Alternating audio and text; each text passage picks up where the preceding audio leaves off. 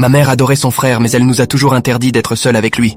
Maintenant, je sais pourquoi. Il y avait une règle que ma mère ne cassait jamais, peu importe la situation. On ne devait jamais rester seul avec tonton Marc. Pour les autres, ça semblait sévère. Marc avait toujours le sourire. Il arrivait avec un petit cadeau, racontait des histoires pleines d'aventures. Son rire faisait vibrer toute la pièce. Tout le monde l'aimait, sauf maman. Pas vraiment, en tout cas. Elle souriait quand il parlait, mais c'était forcé. Elle restait toujours assez proche de nous pour pouvoir intervenir. Jamais elle ne le laissait nous border le soir, ou nous emmener prendre une glace. On pensait qu'elle exagérait. Quand je demandais pourquoi, elle répondait juste « Fais-moi confiance » ou « C'est mieux comme ça ». Alors on a arrêté de demander, mais je voyais des choses. Elle se raidissait quand il la serrait dans ses bras. La voix de mamie changeait quand il entrait, et l'air devenait lourd pendant ses visites. Un après-midi, j'avais 12 ans. J'ai entendu quelque chose que je n'aurais pas dû. Maman et mamie parlèrent dans la cuisine. Je m'approchais pour demander un goûter. Je me suis figé en entendant la voix de maman trembler. Je ne veux pas qu'il approche mes enfants. Mamie a soupiré. C'était il y a si longtemps. Les gens changent. Pas lui, a répondu maman plus sèche. Je le sens. Mon cœur battait fort. Je suis parti sur la pointe des pieds. Toute la soirée, j'ai repensé à cette phrase. Qu'est-ce qu'elle voulait dire? Qu'est-ce qui s'était passé? Le lendemain, pendant qu'elle faisait des courses, j'ai allumé son ordinateur. Son mot de passe était facile. Le nom du chien et ma date de naissance. J'ai trouvé vite un dossier dans ses documents. Marque privée. J'ai cliqué. Dedans, il y avait des scans d'articles de journaux très vieux. Jaunisse, presque illisible. Mais son nom revenait encore et encore. Les titres disaient des trucs vagues et inquiétants. Un homme arrêté après un incident troublant. Charges abandonnées. Enquête en cours. Un article mentionnait des enfants, mais les détails étaient effacés. J'ai compris assez pour sentir le froid me traverser. Mes mains tremblaient. Mon ventre se retournait. J'ai entendu la porte. Maman était rentrée. Elle a vu l'écran. Son visage a blanchi. Elle s'est assise à côté de moi, a posé la main sur mon épaule. Je comptais te le dire plus tard, quand tu serais prêt. Je n'ai rien dit. Elle a regardé l'écran. Ces articles ne disent pas tout. Ils ne disent pas ce qu'il m'a fait. J'ai levé les yeux. Ses yeux étaient pleins de larmes. J'avais juste quelques années de plus que toi. Je lui faisais confiance. On lui faisait tous confiance. Et quand on m'a enfin cru, c'était trop tard. Je suis resté immobile. Chaque mot pesait sur moi. Elle a essuyé ses yeux et a dit « J'ai passé ta vie entière à te protéger de ce dont personne ne m'a protégé. »